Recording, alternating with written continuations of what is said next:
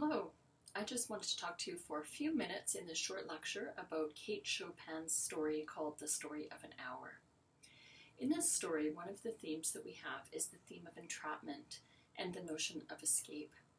The protagonist, Louise Mallard, who interestingly is called Mrs. Mallard until the very end, not the very end, but midway through when she has this newfound freedom in which she's called Louise suddenly. But the protagonist, Louise Mallard, feels entrapped by the marriage that she's in. And at the very beginning of the story, we find out that her husband has died, or so she believes. In this moment, we would expect her to suddenly experience grief. And in some ways, what we get is a depiction of that from the outside. She sobs and so on. But if we look closely at the language in the first few paragraphs in, we get a bit of a different story about her reaction to her husband's death. Notice the way that she describes what she sees outside of her window, for example, after she finds out that her husband has died. She notices the blue patches of sky as if she sees this newfound freedom beneath the clouds.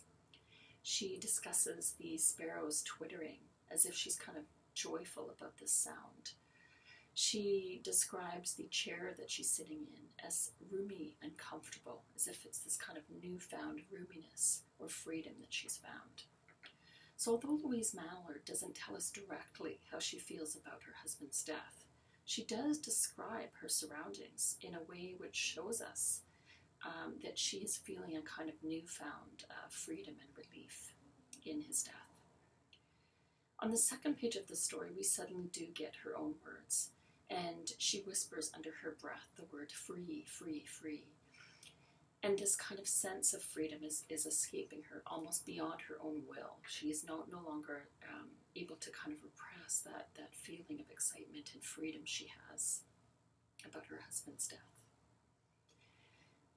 In typical style for a short story, we have a twist at the end of it. And that twist is that we find out that Brentley Mallard, her husband, has in fact not died in the train accident as we originally thought at the beginning of the story. Both the protagonist, Louise Mallard, and us, the readers of the story, have been led on to believe that he has died in this accident until the very last few lines of the story when Brentley Mallard walks in. And we, like Louise Mallard, are shocked by this news. Now, even more shocking, perhaps, is the fact that Louise Mallard dies in this moment.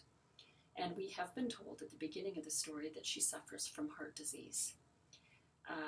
The end of the story, the doctors have said, well, she must have she did die from this weak heart. And seeing her husband has given her a sense of joy to the fact that it has shocked her so much that she's died in that moment.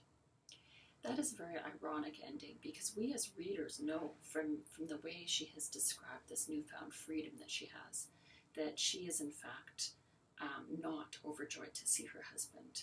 In fact, she may have died for the opposite reason, that she is sort of horrified to know that her husband is still alive and therefore that she will still feel trapped in this marriage that she's in. So we know that there's this strong irony at the end because we've been led to see how Louise Mallard actually feels.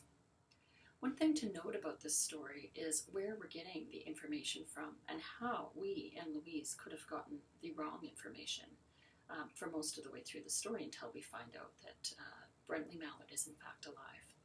So how do we find out the so-called fact that he's died in the train accident? Well, we find out from his friend who's told us, and we found out from newspapers because it is said at the beginning of the story that he has confirmed the news from the newspapers. So I think that the story in part is asking us to question those authoritative voices that we rely on so much. That kind of authoritative voice also occurs at the end because who says that Louise Mallard has died from the joy of seeing her husband again? That irony that I just talked about. Well, it is the doctors. Again, a kind of authoritative voice that the story subtly asks us to think about questioning. Finally, I want to talk a little bit about the fact that, paradoxically, Louise Mallard has locked herself in a room, and it is in this very locked room that she finds the freedom by looking through her window and talking about what she sees out her window, by feeling the roominess of the chair, and yet she's actually locked in a room. She's locked herself in the room. And there's one part in the story where her sister Josephine is at the outside of the room looking in and cannot get in. And it's an interesting moment because although Louise Mallard has found this newfound freedom, Josephine cannot be let into that. She cannot find that as Louise Mallard has.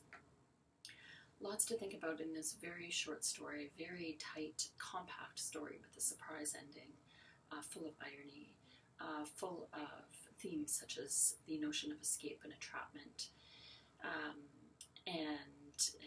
and the idea of the descriptions that I talked about at the very beginning of this lecture, the feelings of Louise Mallard being displaced onto the landscape and the surroundings that she negotiates.